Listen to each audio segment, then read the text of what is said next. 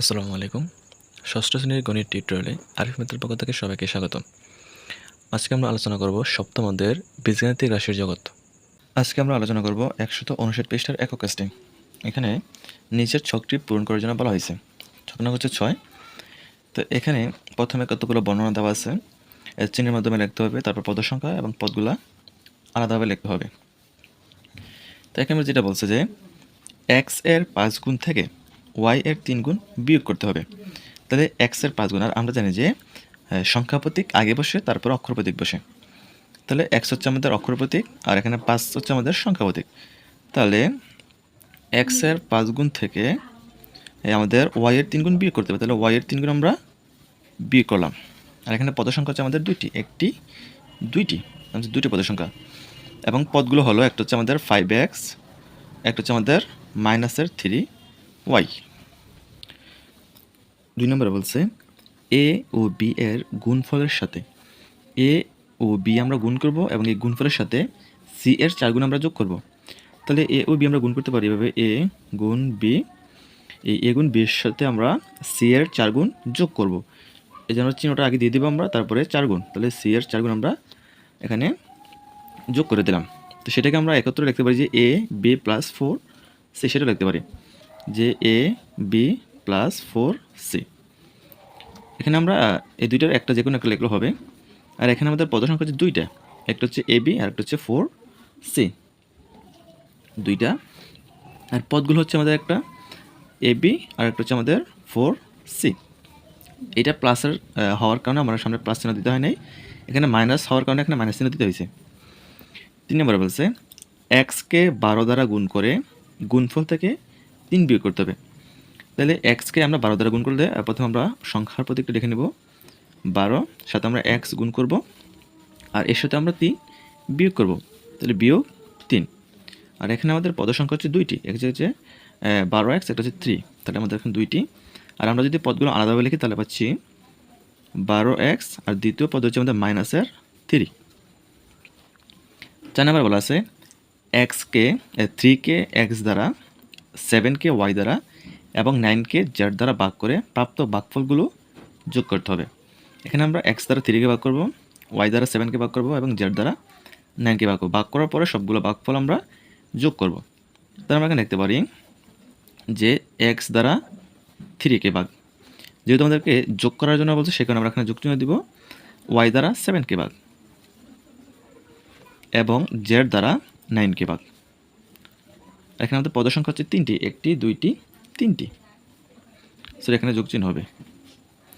আর এখানে আমাদের আলাদাভাবে লিখতে পারবো আমরা x ভাগ 3, তারপর হচ্ছে আমাদের y 7, তারপর হচ্ছে আমাদের z 9, এই তিনটা হচ্ছে আমাদের পদ। আর 5 নম্বরে বলা আছে p ও q এর যোগফলকে r দ্বারা ভাগ করো। p এবং q আমরা যোগ করব, যোগ করার পরে এই যোগফলকে আমরা r দ্বারা ভাগ করব। তাহলে p যোগ q, যেহেতু দুইটাকে আমরা যোগফল নির্ণয় করতে বলছে সেটা যোগ করলাম আর r দ্বারা ভাগ করব, ভাগটাকে আমরা ভগ্নাংশ আকারে লিখতে পারি।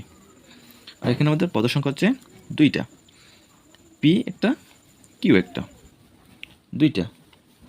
আর এখানে আমরা লিখতে পারি যেহেতু এখানে p প্লাস q আর আমাদের ভাগ অবস্থা আছে r, এই rটা আমাদের p এর নিচেও আছে q এর নিচেও আছে। যদি আমরা এখানে লব এবং হরের সম্পর্ক করি তো সেখানে আমরা এখানে লিখতে পারি p এর নিচে r একটা পদ আর দ্বিতীয় পদ হচ্ছে আমাদের q এর নিচে r। আশা করি সকলে বোঝার কথা। এখানে বলা আছে পদের উৎপাদক বা গুণনীয়ক। তো আমরা ইতিমধ্যে জেনেছি 5x - 2yz রাশিতে 5x ও -2yz পদ দুটি রয়েছে। এখানে 5x হচ্ছে একটা পদ আর -2yz হচ্ছে আরেকটা পদ, এখানে দুইটা পদ পাচ্ছি। এখানে 5x পদটির উৎপাদক বা গুণনীয়ক হলো 5x। এখানে উৎপাদক বা গুণনীয়ক বলতে হচ্ছে এটাকে ভেঙে লেখা বা ছোট আকারে লেখা, আলাদা করে লেখা। এবং -2yz পদটি হলো -2yz, এটাকে আমরা আলাদাভাবে এখানে লিখছি এর গুণফল। এই তিনটা যদি আমরা গুণ করি তাহলে আমরা এই পদটি পাচ্ছি। আমরা খুব সহজে কোনো বীজগাণিতিক রাশির পদগুলোকে টি এর মাধ্যমে নিচের মতো করে প্রকাশ করতে পারি। তাই আমরা এখানে একটা বীজগণিতিক রাশি দেওয়া আছে, সেই রাশিটাকে এখানে পদে প্রকাশ হচ্ছে। এখানে দুইটা পদ আছে, একটা হচ্ছে 2x, একটা হচ্ছে -3yz, এখানে দুইটা পদ। আর এই দুইটা পদকে এখানে টি আকারে প্রকাশ করছে। তো এখানে 2x এর মধ্যে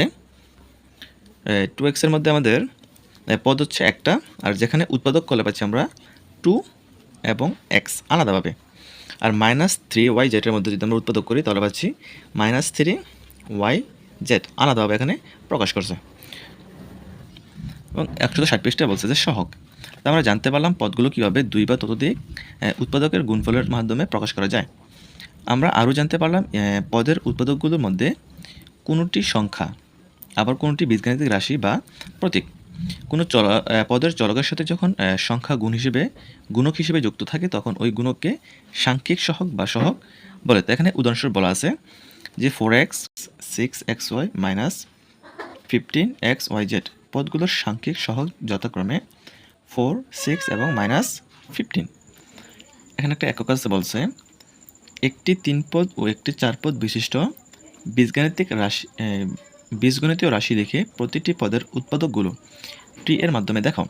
তো এখানে আমাদের বলছে একটা 3 পদ ও একটা 4 পদ বিশিষ্ট বীজগণিতিক রাশিকে টি আকারে প্রকাশ করার জন্য। তো এখানে আমরা প্রথমে 3 পদ বিশিষ্ট একটা রাশি লিখে নিলাম যে 2x - 5y + 7z। এটা হচ্ছে আমাদের 3 পদ বিশিষ্ট একটা রাশি। এই রাশির মধ্যে আমাদের পদ আছে 3টা, একটা হচ্ছে 2x, একটা হচ্ছে -5y, একটা হচ্ছে +7z। 3টা পদ আমরা এখানে আলাদাভাবে লিখে নিলাম এবং এটার উৎপাদক হচ্ছে আমরা ভেঙে লিখব। তো এখানে 2x, তাহলে 2 হচ্ছে আমাদের আলাদা, x হচ্ছে আমাদের আলাদা। আর এখানে হচ্ছে -5y, তো এখানে -5 হচ্ছে আলাদা, y হচ্ছে আলাদা। একইভাবে এখানে 7 এবং z এগুলো আমরা আলাদাভাবে লিখে নিব। এটা হচ্ছে আমাদের 3 পদ বিশিষ্ট রাশিটির। আর 4 পদ বিশিষ্ট রাশিটি বলছে যে আমাদের 2a + 3b - 7cx + 8y।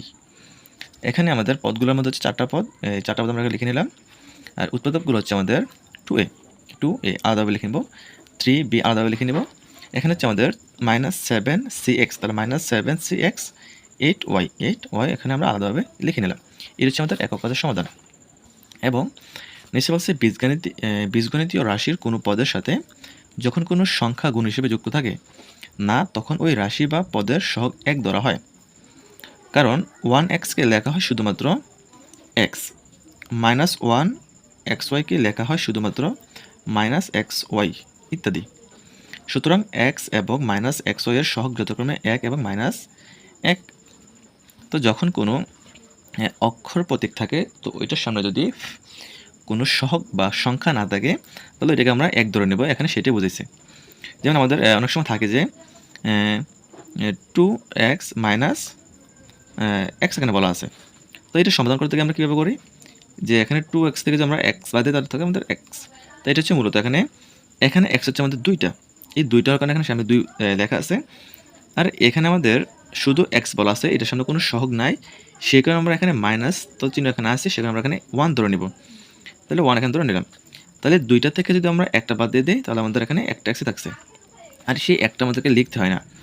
এই ক্ষেত্রেই এখানে আমাদেরকে মূলত বুঝেছে যে সামনে সহগ না থাকলে আমরা 1 ধরে নেব, মাইনাস হলে -1 ধরে নেব। আর যখন কোনো চলকের সাথে কোনো অক্ষর প্রতীকের গুণক হিসেবে যুক্ত থাকে তখন ওই গুণকে রাশি বা পদের আক্ষিক সহগ বলে থাকি। মনে করো tan ABC একটি একপদী রাশি। এখানে tan হলো ABC এর সাংখ্যিক সহগ, a হলো tan BC এর, b হলো tan AC এর এবং c হলো tan AB এর আক্ষরিক সহগ। তো এখানে tan ABC আছে, এই ট্যানটা হচ্ছে আমাদের একটা সাংখ্যিক সহগ, ট্যানটা হচ্ছে সাংখ্যিক সহগ, এই কারণে এখানে ABC সাংখ্যিক সহগ হচ্ছে আমাদের ট্যান। আর যদি আমরা এখানে আলাদাভাবে ABCগুলো হিসেব করতে যাই তখন এ যদি আমরা এখানে ধরি তাহলে এর tan BC, তাহলে এ হচ্ছে আমাদের একটা আক্ষরিক সহগ, বি হচ্ছে একটা আক্ষরিক সহগ, সি হচ্ছে একটা আক্ষরিক সহগ, এখানে এটাই বুঝাইছে। তাহলে একটি বীজগাণিতিক রাশিকে ব্যঙ্গে করলে কী কী পাওয়া যায় তা এক নজরে আমরা দেখে নিই। এখানে একটা বীজগাণিতিক রাশি দেওয়া আছে 7x + 3, 7x + 3। তো এখানে 7 হচ্ছে আমাদের একটা সহগ, 7 হচ্ছে আমাদের একটা সহগ যেটাকে বলে আমরা সাংখ্যিক সহগ। আর এক্সকে বলা হয়েছে এখানে চলক, এই চলকটা হচ্ছে আমাদের আক্ষরিক চলক। তো আমরা এটাই সবসময় কাজে লাগবে যে এই 7কে আমরা সহগ ধরে নেব, মানে কোনো পদের মধ্যে যদি সংখ্যা থাকে এই সংখ্যাটাকে আমরা সহগ ধরে নেব, এবং যদি কোনো অক্ষর থাকে সেই অক্ষরটাকে আমরা চলক ধরে নেব, এবং আলাদাভাবে যদি কোনো সংখ্যা থাকে সেটাকে আমরা ধ্রুবক বলবো। এটা হচ্ছে একটা বীজগণিতের রাশি, আর এটা হচ্ছে 2টা পদ এখানে চিহ্নিত করে দেওয়া আছে। আর এখন 161 পৃষ্ঠায় একটা একক কাজে বলছে যে এই ছকটা পূর্ণ করতে হবে। এখানে কিছু বীজগাণিতিক রাশি আছে। x যুক্ত পদ আলাদা করতে হবে, x এর সহগ বের করতে হবে, y যুক্ত পদ এবং y এর সহগগুলো আমরা আলাদাভাবে বের করতে হবে। তো 1 নম্বর যে রাশিটি সেটা হচ্ছে 3x - 4yz। তো আমাকে বলছে x যুক্ত পদ, যে পদটার মধ্যে আমাদের x আছে সেটি আমরা আলাদা করব। তো এখানে 3 এর সাথে x আছে, 4yz এর সাথে যখন x নেই সেখানে আমরা এখানে 3x লিখে নেব, x যুক্ত পদ। আর এইটার মধ্যে আমাদের সহগ হচ্ছে 3। আমি বলেছিলাম যে এখানে যদি কোনো সংখ্যা থাকে তাহলে সংখ্যাটাকে আমরা সহগ ধরে নেব, আর যেটা অক্ষর আকারে থাকে সেটাকে আমরা চলক ধরে নেব। তো সেখানে আমাদের x এর সহগ হচ্ছে 3 এবং y যুক্ত পদ হচ্ছে আমাদের 4 - 4yz। তাহলে আমাদের y যুক্ত পদ হচ্ছে -4yz এবং এই y এর সহগ হচ্ছে আমাদের -4z। y এর সহগ হচ্ছে -4z। তো 2 নম্বরে বলা আছে যে 5 - x + 7ab y। তো এখানে আমাদের x যুক্ত পদ হচ্ছে শুধু x। এখানে এটা ছাড়া এখানে আর কোনো x যুক্ত পদ নেই, সেখানে আমরা এখানে -x লিখে নিলাম। আর -1 এর সহগ হচ্ছে আমাদের -1। এটা আমরা একটু আগে পাইছিলাম যে কোনো অক্ষরের সামনে যদি কোনো চলক সহগ আকারে কোনো সংখ্যা দেওয়া না থাকে তাহলে সেটা যে চিহ্নের হবে সেই চিহ্নের আমরা 1 ধরে নেব। এটা -x হওয়ার কারণে আমরা -1 এখানে ধরে নিয়েছি। আর এখানে বলছে যে y যুক্ত পদ। তো এখানে y যুক্ত পদ হচ্ছে আমাদের প্লাসের 7aby। তাহলে প্লাসের 7aby লিখে নিলাম এবং y এর সহগ হচ্ছে আমাদের 7ab। 7ab হচ্ছে আমাদের y এর সহগ। 3 নম্বরে বলা আছে px - 2/3y। এখানে আমাদের x যুক্ত পদ হচ্ছে px। তো আমাদের px এখানে লিখে নিলাম। এখানে x এর সহগ হচ্ছে আমাদের p। x এর সহগ হচ্ছে p, এখানে p লিখে নিলাম। আর y যুক্ত পদ হচ্ছে আমাদের -2/3y লিখে নিলাম। এখানে আমাদের y এর সহগ হচ্ছে -2/3। আশা করি এটা বোঝার কথা। এবং 4 নম্বরে বলছে যে abx + 23। তো এখানে আমাদের x যুক্ত পদটি হচ্ছে abx। তাহলে abx লিখে নিলাম। আর x এর সহগ হচ্ছে আমাদের ab, এই জন্য এখানে ab লিখে নিলাম। এখানে y যুক্ত কোনো পদ নেই, সেখানে y যুক্ত পদের গড়গুলো আমাদের খালি থাকবে। 5 নম্বরে বলছে 9 - 11bz। তো আমাদের মূলত হচ্ছে যে x যুক্ত পদ এবং y যুক্ত পদ বের করতে হবে। তো এখানে আমাদের x এবং y দুইটার কোনোটা এখানে নেই, সেখানে আমাদের এটা খালি থাকবে। 6 নম্বরে বলা আছে 4x + 12y - 14z। তো এখানে আমাদের x যুক্ত পদ হচ্ছে 4x, এই জন্য 4x থেকে নিলাম। আর x এর সহগ হচ্ছে আমাদের 4, সেখানে এখানে 4। আর y যুক্ত পদ হচ্ছে আমাদের +12y। তো এখানে লিখে নিলাম। আর এখানে y এর চলক সহগ হচ্ছে আমাদের 12 লিখে নিলাম। যেহেতু আমাদের এখানে z এর কোনো পদ নিতে বলা নেই, সেখানে এটা খালি আমরা নিব না। শেষে যেটা বলা আছে যে pxy। এখানে pxy এর মধ্যে xও আছে, yও আছে। তো সেখানে আমাদের x যুক্ত পদ হচ্ছে pxy। আর এখানে x যদি আমরা চলক হিসেবে দিই তো সহগ হচ্ছে আমাদের py। এবং y যুক্ত পদের মধ্যে আমরা এটা আবারও লিখে নেব যেহেতু এখানে y আছে সেই কারণে। আর এখানে যদি আমাদের pxy এর মধ্যে y চলক হয় তাহলে আমাদের সহগ হচ্ছে p এবং x, px। আশা করি সবটা বোঝার কথা। আর যদি কারো কোনো বুঝতে অসুবিধা হয়ে থাকে তাহলে একটু প্রথম থেকে আবার দেখে নেবে। এখন বলছে সদৃশ ও বিসদৃশ পদ। এখানে বলছে যে সামিরা ও অনন্যা দোকানে গেল। দোকান থেকে সামিরা 5টি কলম ও 3টি খাতা এবং অন্যান্য 4টি কলম ও 2টি পেন্সিল ক্রয় করে। তোমরা নিশ্চয়ই বলতে পারবে দুজনের কেনা জিনিসগুলো মধ্যে কোন জিনিসটি একই বা মিল রয়েছে। তো এখানে মূলত হচ্ছে যেগুলো মিল থাকবে সেগুলো হচ্ছে সদৃশ, আর যেগুলো মিল থাকবে না সেগুলো হচ্ছে বিসদৃশ। তো এবার চলো বীজগাণিতিক রাশির মধ্যে সদৃশ ও বিসদৃশ পদ খোঁজার চেষ্টা করি। তো এখানে নিচে বীজগাণিতিক রাশিগুলো নিবিড়ভাবে পর্যবেক্ষণ করো। এখানে 3টা রাশি দেওয়া আছে। এই 3টা রাশির মধ্যে আমাদেরকে সদৃশ এবং বিসদৃশ বাইর করতে হবে। এটা সমাধানটা 162 পৃষ্ঠা দেওয়া আছে যে 1 নং এ 2x এর উৎপাদক হচ্ছে 2x এবং 3x হলো 3x এর উৎপাদক। তো দেখা যাচ্ছে উভয়ের বীজগাণিতিক উৎপাদক একই, অর্থাৎ পদ দুটি একমাত্র পার্থক্য রয়েছে সাংখ্যিক সহগে। এই ধরনের পদগুলোকে সদৃশ্য পদ বলা হয়। তো এখানে যেটা বুঝাইছে যে আমাদের সাংখ্যিক সহগের যেরকম হোক না কেন আমাদের আক্ষরিক সহগগুলো বা চলকগুলা যদি একই প্রকৃতির হয় তাহলে সেটা হচ্ছে সদৃশ। তো এখানে 2x 3x, তো দুইটি হচ্ছে আমাদের x যুক্ত পদ, তো সেখানে এটা সদৃশ্য। একইভাবে 2 এবং 3-এর রাশির পদগুলো সদৃশ্য পদ হবে কিনা ভেবে দেখো তো। তো এখানে অপরদিকে 4 নম্বরে বলা আছে যে 3xy - 2y। 5 নম্বর আছে যে 13p + 13q। এখানে আমি বুঝিয়ে দিচ্ছি যে এটা বলা আছে 3xy - 2y, এটা কোনো সদৃশ্য পদ নয়, সেটা হচ্ছে একটা বিসদৃশ রাশি। একইভাবে এখানে 5 নম্বরটা হচ্ছে একটা বিসদৃশ্য, কারণ এটা হচ্ছে আমাদের পি যুক্ত, এটা হচ্ছে আমাদের কিউ যুক্ত। আমাদের দুইটার যখন অক্ষর বা চলকগুলো একই রকম হয় তখন আমরা এটাকে কী বলতে পারি? সদৃশ বলতে পারি। এখানে বি এর মধ্যে বলছে 2ab + 5a - 19c, আর সেগুলো পর্যবেক্ষণ করে দেখা যাচ্ছে আইপি মানে হচ্ছে আমাদের যেটা 4 নম্বর নং 3xy - 2yz পদ দুটির বীজগাণিতিক উৎপাদন ভিন্ন, তাই এই ধরনের পদগুলোকে বিসদৃশ্য বলে থাকি। একাধিক পদের বীজগাণিতিক উৎপাদক ভিন্ন হলে এবং তাদের সাংখ্যিক সহগ সমান হলেও পদগুলো বিসদৃশ্য হবে, যেমন 30p + 30q এবং 30p এবং 30q পদ্বয় বিসদৃশ্য পদ। কারণ এখানে পি হচ্ছে, এটা হচ্ছে পি যুক্ত পদ, এটা হচ্ছে কিউ যুক্ত পদ, দুইটা যখন একই হতো, তো এখানে পি এখানে আমাদের 30 জায়গায় 13 জায়গায় যদি আমাদের এখানে 15 বা 16 থাকতো, তাহলে যদি এখানে পি থাকতো তাহলে কিন্তু আমাদের সদৃশ হতো। যেহেতু আমাদের চলকগুলো ভিন্ন সেখানে সদৃশ নয়, এটা হচ্ছে বিসদৃশ। তাই একটা জোড়া কাজ দেওয়া আছে যে উভয়ই আলাদা আলাদাভাবে কমপক্ষে 5টি করে সদৃশ ও 5টি করে বিসদৃশ পদ লেখো। তারপর খাতার বিনিময় করে ভুল ত্রুটি চিহ্নিত করো, উভয় আলোচনা করে ভুলগুলো সংশোধন করে নেবে। তো এখানে আমাদেরকে একটা কাজ দিছে যে জোড়া কাজ, যে আমরা বন্ধুরা মিলে করতে হবে। তো 5টি সদৃশ এবং 5টি বিসদৃশ পদ আমাদেরকে লিখবো, তারপরে আমাদের মধ্যে আলোচনা করে যদি কোনো ভুল ভ্রান্তি তাহলে সেগুলো আমরা চিহ্নিত করবো। তো এখানে জোড়া কাজটা হচ্ছে আমাদের, এখানে আমরা জোড়া কাজটি লিখে নিলাম যে 5টি সদৃশ এবং 5টি বিসদৃশ পদ।